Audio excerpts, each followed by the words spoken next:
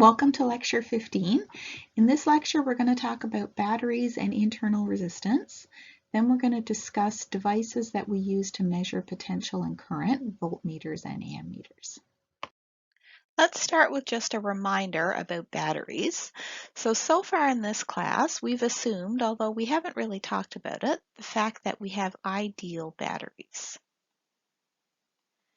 And in our picture of a circuit diagram, in a picture, our battery is just, a gray blob with a plus and a minus. As a circuit element, we draw it with long lines to represent the plus and short lines to represent the positive. We could expand our picture a little bit so that when we draw our picture, everything inside the box is the battery. So we would put our circuit diagram inside the box because that's a battery. That would be connected to some wires, would have a plus and a minus end, and a current would flow because of the battery. There'd be a potential across the two terminals of the battery. So we've got a positive end of the battery, that's where the bit sticks out, and we've got a negative end, that's where the little bit is bumped in. And the change in potential across the terminals, delta V across the battery, might also think of it as delta V across the terminals. Normally that's represented by an epsilon, where epsilon is sometimes called EMF. Okay, so this is what an ideal battery looks like. Here's the same picture as what I just drew, except it just looks a little bit nicer because I nabbed it out of the textbook rather than trying to draw it with my pad. So for an ideal battery, what happens is that there is no resistance. So we assume that as the charge passes through a battery, there's no resistance to the flow, there's no energy losses. If that's the case, then the battery will supply a total potential of epsilon to the circuit.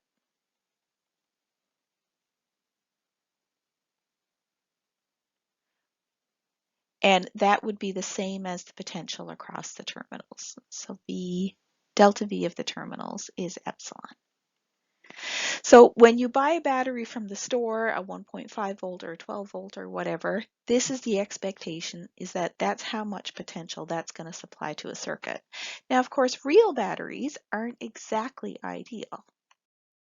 With real batteries, let's think about what happens inside those. So if you pick up a pack of, say, 9-volt batteries from the store, that's the guarantee that you're going to get 9 volts of potential from the battery by connecting the two terminals of the battery to your circuit. But what's going on inside of the battery?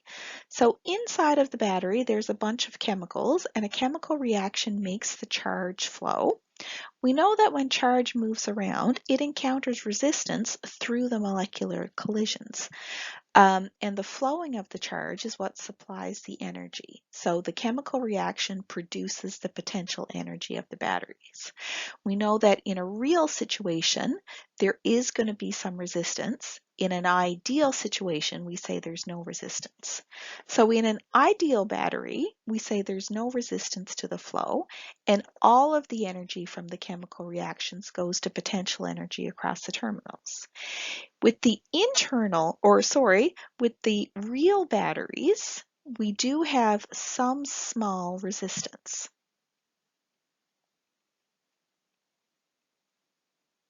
It doesn't tend to be real big compared to what you hook up to the rest of the circuit. So it has some small resistance inside the battery. And that's due to the molecular collisions. Since there's a small resistance inside, that leads to some energy loss, and the total amount of potential energy across the terminals is less than what it would be with an ideal battery. So that small resistance is what we call internal resistance.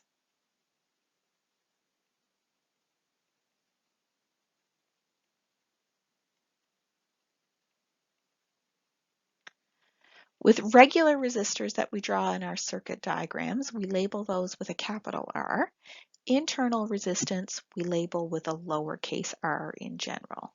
So the battery itself, through the chemical reactions, can supply a certain amount of energy, which is associated with the potential of the battery epsilon. but we lose some energy due to dissipation with the little internal resistor. So that means that the result is that the potential across the terminals, delta V across the terminals, so the terminals are on the top, you've got the positive end, that little bit that sticks out. On the bottom, you've got that little bump is poked in. So the potential across the batteries is the amount that the ideal battery would supply, take away the amount that gets used up over that little resistor. So this tells us the actual potential supplied by the battery. So what this means in general is that when you buy a brand new battery, it tells you that delta V across the terminals is going to be 9 volts, which tells you that the potential inside the battery must be greater than 9 volts. Maybe it's about 10 or 12, and that's pretty typical. If you grab a fresh pack of batteries and you hook it up to a voltmeter, you'll see that you actually get a reading a little bit bigger than the amount prescribed on the package. Here I've got a couple of FET simulations that'll hopefully show what it is we were just talking about. So in my top video, I just pressed play. I'm going to connect the circuit. It shows current flowing around. And I'm going to drag my ammeter over and measure the current. So it looks like I have 0.9 amps flowing through that circuit. Grab my voltmeter and I'll measure the potential. First I'll do the potential across the resistor and across the battery, 9 volts and 9 volts. I didn't highlight it here with the values, but my battery has a potential of 9 volts and my resistor has a resistance of 10 ohms. Okay, then I'm going to make the circuit if we had an internal resistance, and we'll see what changes. So on the left, I've got the same circuit as above, and on the bottom, I'm connecting that same 9 volt battery to a 1 ohm resistor, and let's see what changes. So you still get the current flow. So I've got my 9 volts, my 1 ohm, and my 10 ohm. I'll drag over my ammeter first. So as soon as you put in that little internal resistance, you get less current flowing through the circuit. Let's see what happens to the potential across the resistor. That drops a little bit too. It used to be 9 volts, now it's 8.18. And that 8.18 is the same as across the battery with the internal resistance combined. Okay, on my left circuit now, I'm going to click on the battery and I'm going to increase the internal resistance, put it up to 1 ohm. You see, so now we've got the same circuit that I had on the right, except now I've just got the internal resistance hidden inside the battery. So hopefully this simulation lets you see that internal resistance a little bit more clearly. Let's do a pretty straightforward example now. Let's think about lighting up a flashlight with a battery. So a 6 ohm flashlight bulb, that's the resistance of the external circuit, is powered by a 3 volt battery. So that's the ideal amount of potential that a battery should be able to supply, with an internal resistance of 1 ohm. So that's how much resistance is inside the battery itself. What are the power dissipation? So here we'll remember that power is current times potential. And the terminal voltage of the battery. We'll remember that the terminal voltage, I'll call it delta VT because I don't want to write out the word terminal, is however much potential the battery should supply, take away whatever is lost over the internal resistance. If we look at these two expressions, we notice that we have the current I in them. So to solve our problem, we should start to figure out how much current is flowing through that circuit. Let's start with a circuit diagram. So I'll start by drawing my battery. So there's the ideal amount of potential epsilon. That's got a little internal resistance. I'll label that R. And then I'm going to put this in a box because this is my battery. Then I have wires connecting it to a light bulb. Oh, rats, I meant to change colors there. Try again. There we go. We have wires connecting it to a light bulb. With the circuit diagram, the light bulb is generally a little loop-de-loop. If you prefer to draw it as a zigzag for a resistor, that's okay too. We know that the resistance of that light bulb is 6 ohms, and our little internal resistance is 1 ohm, and our battery potential is 3 volts. So now we can solve this problem. We can either do an equivalent circuit or Kirchhoff's laws. I think I'll go with Kirchhoff's laws.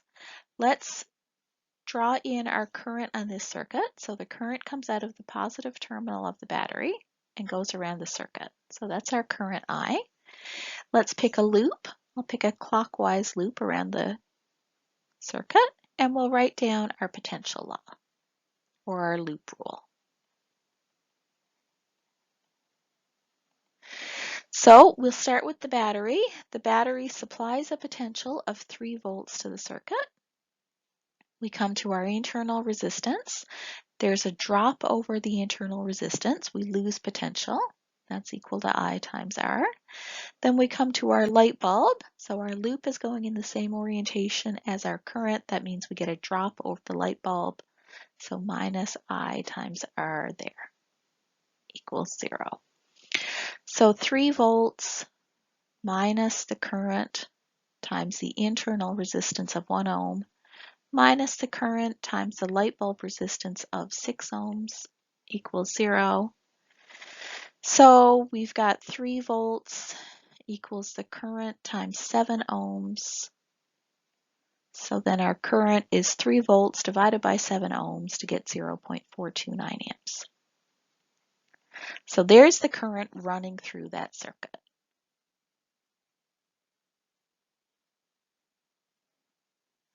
So let's find the power dissipated by the light bulb. Let's go to our equation for power, which is I times V.